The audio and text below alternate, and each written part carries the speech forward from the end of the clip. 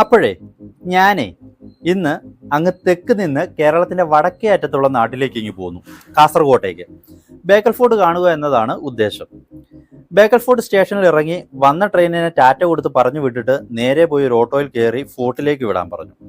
കേട്ട പാതി കേൾക്കാത്ത പാതി ഓട്ടോയിൽ എന്നെ കയറ്റി ചേട്ടൻ നേരെ ഫോർട്ടിലേക്ക് പാഞ്ഞു. റെയിൽവേ സ്റ്റേഷനിൽ നിന്ന് ഏകദേശം 1.5 കിലോമീറ്റർ ദൂരമാണ് ഇവിടേക്ക്. അവിടെ കൊണ്ടെന്നെ ഇറക്കി വിട്ടിട്ട് 50 രൂപയും വാങ്ങി പോക്കറ്റിൽ ഇട്ടിട്ട് പുള്ളിയുടെ വഴിക്ക് പോയി. ഇതാണ് ബേക്കൽ ഫോർട്ടിന്റെ ഗേറ്റ്. ഈ ഗേറ്റ് കടന്ന് ഒരു 10-250 മീറ്റർ അകത്തേക്ക് ചെല്ലുമ്പോഴാണ് ടിക്കറ്റ് കൗണ്ടറും കോട്ടയ്ക്കുള്ളിലേക്കുള്ള കവാടവും ഒക്കെ ഉള്ളത്. ഇതാണ് ടിക്കറ്റ് കൗണ്ടർ. 25 രൂപയാണ് ഒരാൾക്ക് ടിക്കറ്റ് ചാർജ് വരുന്നത്. 15 വയസ്സിന് താഴെയുള്ളവർക്ക് പ്രവേശനം സൗജന്യമാണ് കേട്ടോ. ക്ലോക്ക് റൂം ഫെസിലിറ്റിയും ഇവിടെയുണ്ട്. ബാഗുകളൊക്കെ ഉണ്ടെങ്കിൽ നമുക്ക് ഇവിടെ സൂക്ഷിക്കാം. 2 രൂപയാണ് അതിൻ്റെ ചാർജ് വരുന്നത്. അങ്ങനെ ടിക്കറ്റൊക്കെ എടുത്ത് നേരെ കോട്ടയ്ക്കുള്ളിലേക്ക് പോവുകയാണ്. ഇത് കണ്ടോ, കോട്ടയുടെ മുൻഭാഗത്ത് 2 വശങ്ങളിലുമായി വലിയ കിടങ്ങുകൾ പണിതിട്ടുണ്ട്. ശത്രുക്കളൊന്നും പെട്ടെന്ന് ചാടിക്കയറി അകത്തേക്ക് കയറാതിരിക്കാനാണ് ഇത് ഇങ്ങനെ പണിയുന്നത്. അങ്ങനെ ഗേറ്റ് കടന്ന് കേരളത്തിലെ ഏറ്റവും വലിയ കോട്ടയുടെ ഉള്ളിലേക്ക് കയറാൻ പോവുകയാണ്. ഇങ്ങനെയാണ് കയറി വരുമ്പോഴുള്ള കാഴ്ചകൾ.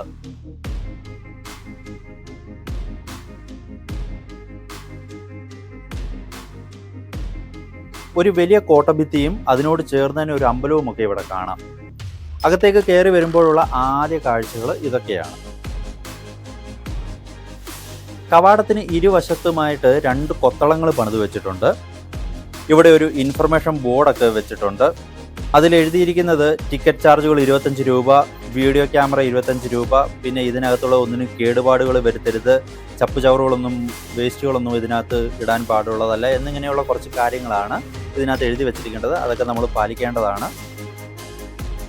കോട്ടയുടെ അകത്ത് തന്നെ ഒരു അമ്പലം സ്ഥിതി ചെയ്യുന്നുണ്ട്. ശ്രീ മുഖ്യപ്രാണ ടെമ്പിൾ എന്നാണ് എഴുതിയിരിക്കുന്നത്. ആഞ്ജനേയ സ്വാമിയുടെ അമ്പലമാണിത് കേട്ടോ. അങ്ങനെ വലിയ കോട്ടഭിത്തികൾക്കിടയിലൂടെ വീണ്ടും മുന്നോട്ട് നടന്നു ചെല്ലുമ്പോൾ രണ്ടാമതും ഒരു ഗേറ്റ് കാണാം. കണ്ടോ, അങ്ങനെ 2 ഗേറ്റ് കടന്നു വേണം അകത്തേക്ക് കയറാൻ. ഈ ഗേറ്റിന്റെ ഇവിടെയാണ് നമ്മൾ ടിക്കറ്റൊക്കെ കാണിക്കേണ്ടത്.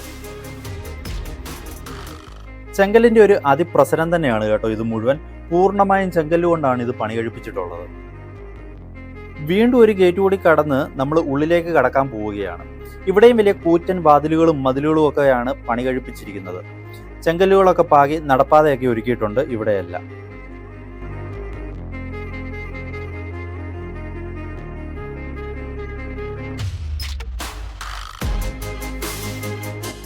നമ്മൾ അങ്ങനെ അകത്ത് കയറിയിരിക്കുകയാണ്. ഇതാണ് കോട്ടയുടെ ഉൾഭാഗം. കയറി വരുന്നിടത്ത് സ്നാക്സും വെള്ളവും ഒക്കെ വിൽക്കാനുള്ള ഒരു ചെറിയ കടയുണ്ട്. ഏകദേശം 35-40 ഏക്കറോളം സ്ഥലമുണ്ട് ഈ കോട്ട. കണ്ടോ, ഇങ്ങനെ പരന്ന് വിശാലമായിട്ട് കിടക്കുകയാണ് ഇതിൻ്റെ ഉൾഭാഗം. ഇത് മൊത്തം ചുറ്റിക്കറങ്ങി കാണുക എന്നത് ഒരു വലിയ ടാസ്ക് തന്നെയാണ് കേട്ടോ.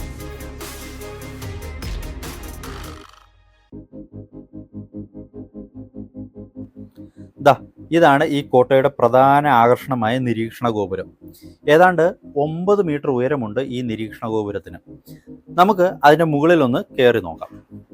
നല്ല സ്ലോപ്പായിട്ടാണ് ഇതിന് മുകളിലേക്കുള്ള വഴി പണിതിരിക്കുന്നത്. കാണുമ്പോൾ എളുപ്പമാണ് എന്ന് തോന്നുമെങ്കിലും മുകളിലേക്ക് എത്തുമ്പോൾ അത്യാവശ്യം കിതയ്ക്കാൻ തുടങ്ങും. ഒരുപാട് ചിത്രങ്ങളിലെ ഗാനരംഗങ്ങൾക്ക് ഈ ഗോപുരം വേദിയായിട്ടുണ്ട് കേട്ടോ. എനിക്ക് പെട്ടെന്ന് ഓർമ്മ വരുന്നത് അമൃതം സിനിമയിലെ ഓ സൈനബ എന്ന പാട്ടും പിന്നെ മുംബൈ മൂവിയിലെ ഉയിരെ എന്ന പാട്ടുമാണ്. അങ്ങനെ നമ്മൾ ഇതിന് മുകളിലെത്തി. ഇവിടെ നിന്ന് നോക്കിയാലുണ്ടല്ലോ അപാര വ്യൂ ആണ്. ഇത് ഈ കോട്ടയിലെ ഒരു മെയിൻ വ്യൂ പോയിന്റ് ഏരിയ കൂടിയാണ് കേട്ടോ. ഇങ്ങനെയാണ് ഇതിൻ്റെ മുകൾ ഭാഗം. അവിടെയും എല്ലാം ചെങ്കലൊക്കെ പാകിയിട്ടിരിക്കുകയാണ്. അതിനും നടുക്കൊരു ഫ്ലാഗ് പോയിന്റ് ഒക്കെ കാണാം. ഭിത്തികൾക്കിടയിലുള്ള ഗ്യാപ്പിനെ ഗൺ പോയിന്റ് എന്നാണ് പറയുന്നത്. പീരങ്കി വെച്ച് ഷൂട്ട് ചെയ്യാനുള്ള ഏരിയയാണ് ഇത്. ഈ നിരീക്ഷണ ഗോപുരത്തിന്റെ മുകളിൽ നിന്ന് നോക്കിയാൽ കോട്ടയുടെ ഒരു 360 ഡിഗ്രി വ്യൂ കിട്ടും നമുക്ക്. അങ്ങ് കാണുന്ന ആ മരങ്ങളൊന്നും ഇല്ലാത്ത ഓപ്പൺ സ്പേസ് കണ്ടോ, അതങ്ങോട്ട് കടലാണ് കേട്ടോ. ഈ കോട്ടയുടെ മനോഹാരിത അറിയണമെങ്കിൽ മഴക്കാലത്ത് വരണം. പുല്ലൊക്കെ വളർന്ന് നല്ല പച്ചപ്പായിരിക്കും ആ സമയത്ത്. ഇപ്പോൾ എല്ലാം വരണ്ടുണങ്ങി കിടക്കുകയാണ്. അങ്ങനെ അവിടുന്ന് നേരെ ഇറങ്ങി വന്നപ്പം തൊട്ടടുത്ത് തന്നെ ഇത് കണ്ടോ, ഒരു കിണർ. ഇതിങ്ങനെ പണിതത് എന്തുകൊണ്ടാണ് എന്നറിയില്ല. ഇവിടെയുള്ള ഒരു ചേട്ടൻ പറഞ്ഞത് ഇത് കുതിരക്കുളമാണെന്നാണ്. കുതിരകൾക്ക് വന്ന് വെള്ളം കുടിക്കുവാനുള്ള സ്ഥലം.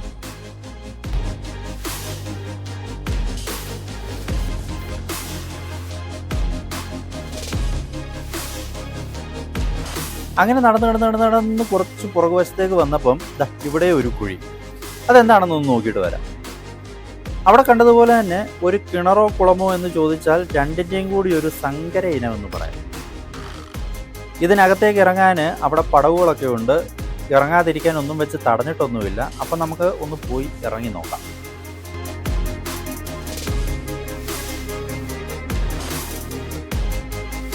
നല്ല പച്ച കളറിലെ വെള്ളം. ഇതിനകത്തേക്ക് ഹോസുകളൊക്കെ ഇട്ടിട്ടുണ്ട്. ഒരു ചെറിയ പമ്പ് സെറ്റൊക്കെ ഇരിപ്പുണ്ട്. ഇവിടുത്തെ ചെടികൾക്കൊക്കെ നനയ്ക്കാൻ ഉപയോഗിക്കുന്നതാകാം ഈ വെള്ളം. കുടിവെള്ള ആവശ്യത്തിനായി പണ്ട് ഉപയോഗിച്ചതാണോ എന്നും അറിയില്ല, ഇപ്പോഴും ഉപയോഗിക്കുന്നുണ്ടോ എന്നും അറിയില്ല. അതൊന്നും ചോദിക്കാൻ ഇവിടെ അടുത്തെങ്ങും ഒരാൾ പോലും ഇല്ല. അങ്ങനെ വീണ്ടും നടന്ന് കോട്ടയുടെ ഏറ്റവും പുറകുഭാഗത്തെത്തി കേട്ടോ. കടലിരുമ്പുന്ന ശബ്ദം നമുക്ക് ഇവിടെ നിന്നാൽ നന്നായിട്ട് കേൾക്കാൻ പറ്റും. ഇവിടെയും വെള്ളവും സ്നാക്സും ഒക്കെ വിൽക്കുന്ന കടകൾ ഉണ്ട്. ഈ കൊത്തളത്തിൽ നിന്നുള്ള ഒരു വ്യൂ ഞാൻ കാണിച്ചു തരാം. കണ്ടോ, കടലിൻ്റെ ഒരു അതിമനോഹരമായിട്ടുള്ള ദൃശ്യം. എന്ത് ബ്യൂട്ടിയാണ് കാണാൻ. ഈ കൊത്തളങ്ങളിലെല്ലാം ഹോളുകൾ ഇട്ടിട്ടുണ്ട്. പുറത്തെ കാര്യങ്ങൾ നിരീക്ഷിക്കാൻ എന്നോണമാണ് ഈ ഹോളുകൾ കൊടുത്തിരിക്കുന്നത്. അതിനകത്തുകൂടി പുറത്തേക്ക് നോക്കിയപ്പോൾ വീണ്ടും ഒരു വഴി. ഞാൻ കരുതി ഇത് ഇവിടം കൊണ്ട് തീർന്നുവെന്ന്. പക്ഷേ ഇല്ല, കടലിൻ്റെ തീരത്തേക്ക് ഇറങ്ങി പോകാനുള്ള വഴിയാണ് ആ കാണുന്നത്. അപ്പോൾ നമുക്കിനി കോട്ടയുടെ അകത്തുനിന്ന് കടൽ തീരത്തേക്കൊന്ന് ഇറങ്ങി നോക്കാം. ഇവിടെ ബോർഡൊക്കെ വെച്ചിട്ടുണ്ട്. കടലിലേക്ക് ഇറങ്ങരുത്, പാറയുടെ പുറത്തിറങ്ങരുത്, പുകവലി, മദ്യപാനം ഇതൊന്നും ഇതിൻ്റെ പുറത്തേക്ക് പാടില്ല. ഈ 3 നിർദ്ദേശങ്ങൾ ഇങ്ങോട്ട് ഇറങ്ങുമ്പോൾ പാലിച്ചിരിക്കണം. വലിയ കോട്ടമതിലാണ് കേട്ടോ ഈ കടൽ തീരത്തിൻ്റെ ഭാഗത്ത് പണിത് വെച്ചിരിക്കുന്നത്. കാരണം അന്നത്തെ കാലത്ത് ഏറ്റവും കൂടുതൽ ആക്രമണങ്ങൾ വരുന്നത് കടൽ മാർഗമായിരുന്നു കേട്ടോ. ഇന്നത്തെ പോലെ റോഡുകളൊന്നും വന്നില്ലല്ലോ, എല്ലാം മൊത്തം കാടും മേടും ഒക്കെ ആയിരുന്നിരിക്കാം. അതേപോലെ തന്നെ ഈ കോട്ടയുടെ മറ്റൊരു പ്രധാന ആകർഷണമാണ് കടലിലേക്ക് ഇറങ്ങി നിൽക്കുന്ന ആ നിരീക്ഷണ കൊത്തളം. ഇവിടെ ആളുകൾക്ക് ഇരിക്കാനുള്ള ഇരിപ്പിടങ്ങളൊക്കെ ഇട്ടിട്ടുണ്ട്. അവിടുന്ന് ഇവിടെ വരെ ഇത്രയും നടന്നു വരുമ്പോൾ തന്നെ നമ്മൾ ക്ഷീണിച്ചൊരു പരുവാവും, അതും ഈ വെയിലത്ത്. ഒരുപാട് നടക്കാനുണ്ട്. കുറഞ്ഞതൊരു 3 കിലോമീറ്റർ എങ്കിലും കോട്ടയ്ക്കകത്ത് തന്നെ നടന്ന് കാണാനുണ്ട്. അത്രയും നടന്ന് ക്ഷീണിച്ച് ഇവിടെ എത്തുമ്പോൾ ഉണ്ടല്ലോ, മനസ്സിൽ കുളിർമയേകുന്ന കടലിൻ്റെ ദൃശ്യങ്ങളാണ് ഇവിടെ ഉള്ളത്. ഈ കടൽ തീരത്തിൻ്റെ ഭാഗത്തായിട്ടാണ് മുംബൈ എന്ന സിനിമയിലെ ഉയരെ എന്ന പാട്ടിൻ്റെ കൂടുതൽ ദൃശ്യങ്ങളും ചിത്രീകരിച്ചിരിക്കുന്നത്. ടോവിനോ തോമസ്, ഐശ്വര്യലക്ഷ്മി ചിത്രം മായാനദി എന്ന സിനിമയിലെ ഉയരിൻ നദിയെ എന്ന ഗാനവും ഈ കോട്ടയുടെ അകത്താണ് ചിത്രീകരിച്ചിട്ടുള്ളത്. തിരമാലകളൊക്കെ നല്ല ശക്തിയിലാണ് അടിച്ചു കയറി വരുന്നത്. ഇനി നമുക്ക് ആ കടലിലേക്ക് ഇറങ്ങി നിൽക്കുന്ന കൊത്തളം വരെ ഒന്ന് പോയി അവിടുത്തെ കാഴ്ചകളൊന്ന് കണ്ടേച്ചു വരാം. ഇതുവഴി നേരെ താഴേക്ക് ഷോർട്ട് കട്ട് ഇറങ്ങാം. ഇനി എനിക്ക് അങ്ങനെ കറങ്ങി വരാൻ വയ്യ. അത് സിക്സാഗ് പോലെയാണ് അവിടെ വഴി പണിതിട്ടിരിക്കുന്നത്. അത്രയും ചുറ്റിക്കറങ്ങാൻ വയ്യാത്തത് കൊണ്ട് നമുക്ക് ഇവിടുന്ന് താഴോട്ടങ്ങ് ഡയറക്റ്റ് ഇറങ്ങാം. അങ്ങനെ നമ്മളിതാ ഇവിടെ എത്തി. ഇവിടെ നിന്ന് കടലിൻ്റെ ഒരു അതിമനോഹരമായ ദൃശ്യം തന്നെയാണ് കാണാൻ സാധിക്കുക. ഇവിടെ നിന്നാണ് അരവിന്ദസ്വാമി, മനീഷ കൊയ്രാളയൊക്കെ വികാര നിർഭരരായി അഭിനയിച്ച് തകർത്ത സ്ഥലം. ഇവിടെ ബീച്ച് ഏരിയയിലേക്കൊന്നും ഇറങ്ങാൻ അനുവാദമില്ല കേട്ടോ, അത് മുകളിൽ എഴുതി വെച്ചിട്ടുണ്ട്.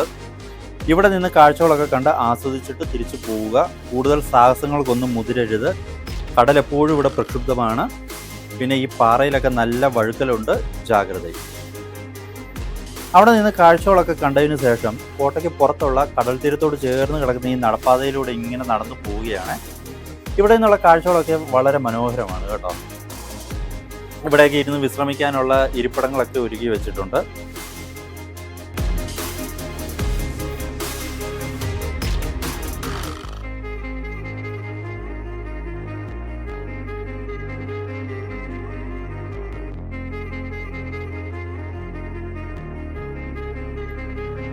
ഇവിടേക്കൊന്നും അങ്ങനെ അധികം ആളുകൾ വരാറില്ലെന്ന് തോന്നുന്നു. ആരെയും കാണുന്നില്ല, ഞാൻ മാത്രമേ ഉള്ളൂ. ഇനി ഇതുവഴി നടന്ന് എന്താകുമെന്ന് എനിക്കറിയില്ല.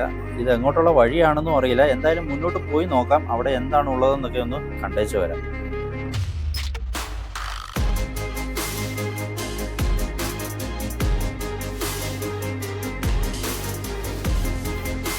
അങ്ങനെ നടന്ന് ഇങ്ങെത്തിയപ്പോൾ ഇത് കോട്ടയുടെ ഉള്ളിൽ നിന്ന് ഇങ്ങോട്ടേക്ക് ഇറങ്ങി വരാനൊരു വാതിൽ. കോട്ടയ്ക്കുള്ളിൽ നിന്ന് ഇത്രയും ചുറ്റി വരാതെ പെട്ടെന്ന് ഇങ്ങോട്ടേക്ക് ഇറങ്ങാനുള്ള ഒരു വഴിയാണെന്നാണ് തോന്നുന്നത്.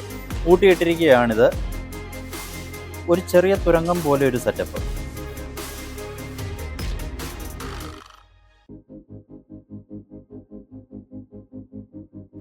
അവിടുന്ന് പിന്നെയും നേരെ മുന്നോട്ട് നടന്നു.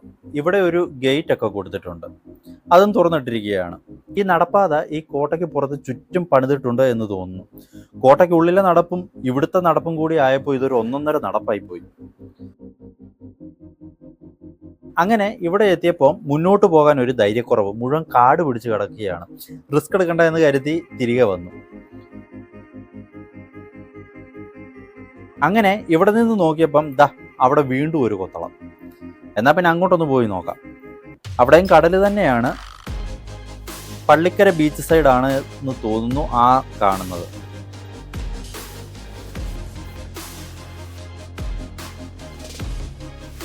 അതിന് തൊട്ടടുത്തായി ഈ മരത്തിന്റെ ചുവട്ടിൽ മുത്തപ്പന്മാരുടെ 2 രൂപങ്ങൾ വെച്ചിട്ടുണ്ട്. അതെല്ലാം കണ്ട് ഇവിടെ നിന്നുള്ള കാഴ്ചകളൊക്കെ കുറച്ചു നേരം നിന്ന് കണ്ടു കഴിഞ്ഞിട്ട് നേരെ തിരിച്ചു വന്നു. അവിടുന്ന് അങ്ങനെ നേരെ തിരിച്ചു വന്നപ്പോൾ നേരത്തെ നമ്മൾ കണ്ട ആ തുരങ്കത്തിനുള്ളിൽ ഒരു ചെറിയ ബടൻ കയറി നിൽക്കുന്നു. ഇവൻ അങ്ങനെ ഇതിനകത്ത് നുഴഞ്ഞു കയറിയോ ആവും. പിന്നെ അവൻ ക്യാമറ കൊണ്ടുപോയിട്ട് അകത്ത് കാഴ്ചകളൊക്കെ പകർത്തിക്കൊണ്ട് വന്നു. കണ്ടോ, കോട്ടയുടെ അകത്ത് നിന്ന് ഇങ്ങോട്ടേക്ക് ഇറങ്ങാനുള്ള ഒരു ഷോർട്ട് കട്ട്, അത്രേ ഉള്ളത്.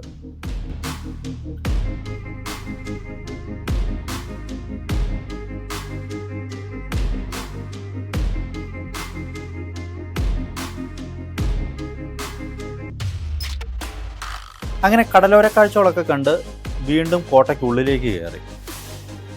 ഈ കോട്ടയ്ക്ക് ഏകദേശം 350 വർഷത്തിന് മുകളിൽ പഴക്കമുണ്ട്. പണ്ട് ഈ കോട്ട നിൽക്കുന്ന ഈ പ്രദേശങ്ങളൊക്കെ കദംബ രാജവംശത്തിൻ്റെയും കോലത്തിരി രാജാക്കന്മാരുടെയും മൂഷിക രാജാക്കന്മാരുടെയും ഒക്കെ കൈവശമായിരുന്നു. അങ്ങനെ പല രാജാക്കന്മാരും യുദ്ധം ചെയ്തും വെട്ടിപ്പിടിച്ചും പല കൈകൾ മാറി മറിഞ്ഞ് ഇവിടം വിജയനഗര സാമ്രാജ്യത്തിൻ്റെ കീഴിലായി. പിന്നീട് ബദനൂർ രാജാവ് ഇവിടം പിടിച്ചടക്കി. ബദനൂർ നായക്കന്മാരിലെ ശിവപ്പ നായിക്ക് എന്ന ആളാണ് ഈ കോട്ട നിർമ്മിച്ചത് എന്നാണ് പറയപ്പെടുന്നത്. അതല്ല, ഇത് കോലത്തിരി രാജാക്കന്മാർ പണിതതാണെന്നും വിജയനഗര സാമ്രാജ്യത്തിൻ്റെ നിർമ്മാണത്തിൻ്റെ ഭാഗമാണെന്നുമൊക്കെ ചരിത്രങ്ങൾ പലത് പറയുന്നുണ്ട്. അത് എന്തൊക്കെ തന്നെയാണെങ്കിലും ഇപ്പോൾ ഇത് പുരാവസ്തു വകുപ്പിൻ്റെ അധീനതയിലാണ് എന്നതാണ് വാസ്തവം. ഈ കോട്ടയുടെ ഭൂരിഭാഗവും സമുദ്രത്താൽ ചുറ്റപ്പെട്ട് കിടക്കുന്നതാണ്. ഇവിടുത്തെ നാട്ടുരാജാക്കന്മാർ നിർമ്മിച്ച 2 കോട്ടയേ ഉള്ളൂ കേരളത്തിൽ. ഒന്ന് ഈ ബേക്കൽ കോട്ടയും മറ്റൊന്ന് ഇതിനടുത്ത് തന്നെയുള്ള ചന്ദ്രഗിരി കോട്ടയും. കേരളത്തിൽ ബാക്കിയുള്ള 5 കോട്ടകളിൽ 4 വിദേശികളും പാലക്കാട്ടുള്ള കോട്ട ഹൈദരാലിയും പണികഴിപ്പിച്ചതാണ്. കേരളത്തിലെ ഏറ്റവും വലിയ കോട്ട എന്ന നിലയിലാണ് ബേക്കൽ കോട്ട പ്രസിദ്ധമാകുന്നത്. സമുദ്രനിരപ്പിൽ നിന്നും ഏതാണ്ട് ഒരു 300 അടിയോളം ഉയരത്തിലാണ് ഈ കോട്ട നിർമ്മിച്ചിരിക്കുന്നത്. വൈദേശികമായ സാങ്കേതികതയോ ശില്പവിദ്യയോ ഒന്നും ഉപയോഗിക്കാതെ ഇവിടുത്തെ ആളുകളുടെ അറിവിൻ്റെയും കഴിവിൻ്റെയും ബലത്തിൽ നിർമ്മിക്കപ്പെട്ടതാണ് 40 ഏക്കറിലായി പരന്നു കിടക്കുന്ന അതിബൃഹത്തും അത്ഭുതകരവുമായ ഈ കോട്ട. കേരളത്തിലെ ഏറ്റവും മികച്ച 2 കോട്ടകളായി കരുതപ്പെടുന്നതാണ് കണ്ണൂർ കോട്ടയും തലശ്ശേരി കോട്ടയും. എന്നാൽ അവയേക്കാൾ ഈടും ഉറപ്പും ബേക്കൽ കോട്ടയ്ക്കുണ്ട് എന്നാണ് പുരാവസ്തു ഗവേഷകരുടെ വിലയിരുത്തൽ. ആയുധപ്പുര, കടലിന് നേർക്കുള്ള കിളിവാതിലുകൾ, പടക്കപ്പലുകളെ നേരിടാനുള്ള ഇടങ്ങൾ, ജലസംഭരണി, ഒളിത്താവളങ്ങൾ, തുരങ്കപാതകൾ തുടങ്ങി കൃത്യമായ കണക്കുകൂട്ടലോടെയാണ് ഈ കോട്ട പണി കഴിപ്പിച്ചിട്ടുള്ളത്. 1763 മൈസൂർ സുൽത്താനായ ഹൈദരാലി ഇക്കേരി രാജാക്കന്മാരെ തോൽപ്പിച്ച് ബദനൂർ പിടിച്ചടക്കുകയും ഈ കോട്ട ഉൾപ്പെടുന്ന പ്രദേശം മൈസൂർ സാമ്രാജ്യത്തിന്റെ ഭാഗമാക്കുകയൊക്കെ ചെയ്തു.